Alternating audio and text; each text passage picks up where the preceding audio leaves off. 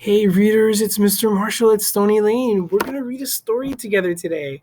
It's one of my favorite characters. He's a really silly character who always gets in lots of trouble. And it's a character that was around when I was a little kid.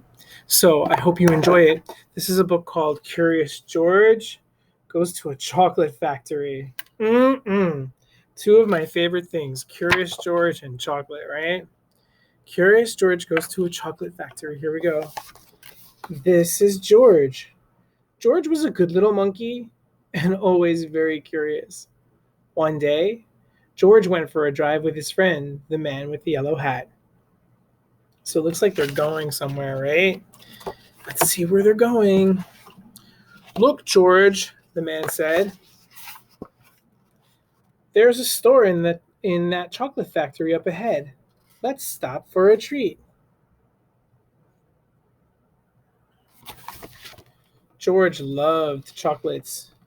Inside the store, boxes of chocolate were stacked everywhere, but the man with the yellow hat found his favorites right away. George, he said, wait here until I buy these, and please stay out of trouble. Uh-oh, you know what that means, right? Do you think George is going to stay out of trouble? I don't. George looked around the store. He saw chocolate-covered cherries and fudge-flavored lollipops, and a chocolate bunny caught his eye. Then something else caught his eye. Everyone was looking at something. George was curious.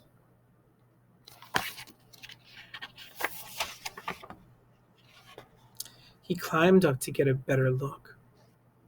Through the window, he saw lots of trays filled with little brown dots. What were all those little brown dots? George was curious. He found a door that led to the other side of the window. Do you think he should go?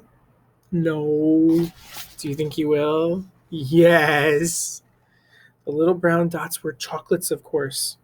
A tour guide was showing a group of people how to tell what was inside the chocolates by looking at the swirls on top.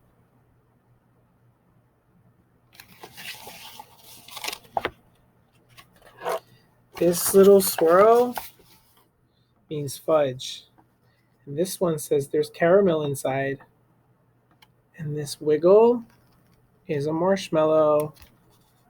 This is the squiggle for a truffle. This one for a nougat. The sideways swirl is for orange fluff. And this one is for George's favorite, banana cream. I bet you knew it was banana cream, right? George followed the tour group until they came to a balcony overlooking a room where the chocolates were made. Down below, busy workers picked the candy off the machines and put them in boxes.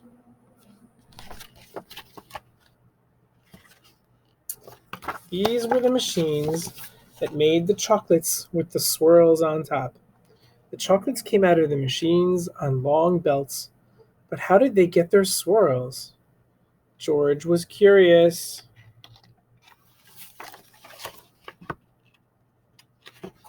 He climbed down from the balcony and up onto a machine.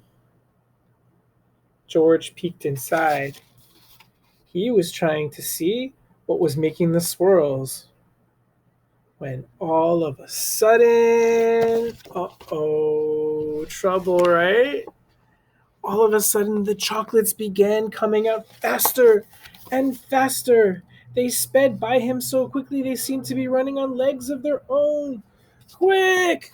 Bring more boxes, yelled a man with a tall white hat.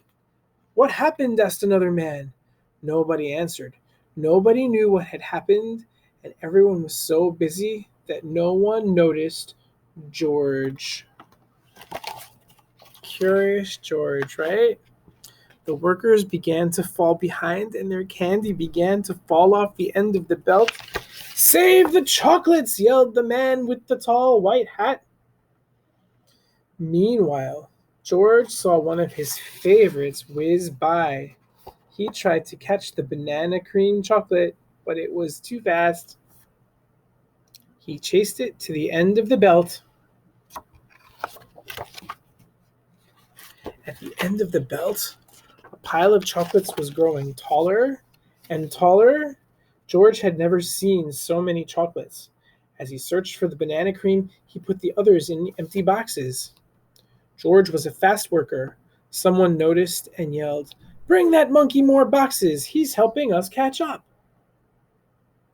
Well, not all of the chocolates made it into the boxes, but no more chocolates fell on the floor. Oh, curious George. Just when George and the workers were all caught up, the tour guide ran with the man. Guide ran in with the man with the yellow hat. "Get that monkey out of here!" she yelled. He's ruining our chocolates." "But this little monkey saved the chocolates," explained the workers. Then the man with the tall white hat said to George, "You may have caused some trouble, but you were a speedy little monkey. You deserve a big box of candy for all your help." George was glad he was not in trouble, but he did not take the chocolates. Look at his face. How come he didn't want the chocolates? Look, he's holding his tummy. Looks like he ate too much. And now he's like, "Oh, I don't want chocolates." Back in the parking lot, the workers waved goodbye as George and his friend got into their little blue car. "George, are you sure you don't want any chocolates before we leave?" asked the man with the yellow hat. And it looked like he didn't. And that is the end. I hope you like this story. I'll see you next time.